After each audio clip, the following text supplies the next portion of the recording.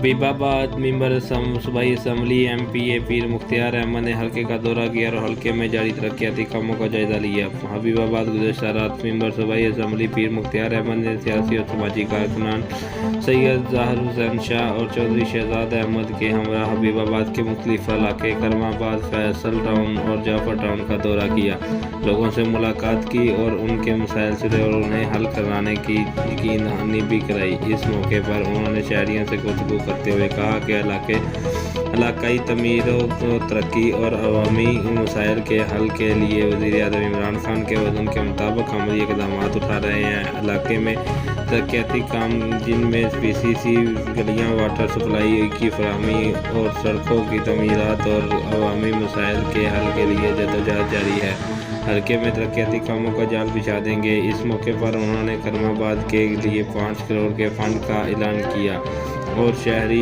शहर में जारी तरक्याती कामों का जायजा भी लिया।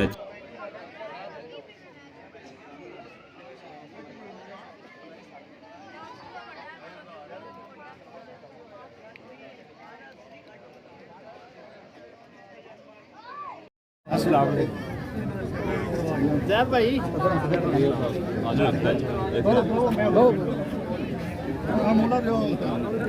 ज़्यादा इंद्र ही मरा यार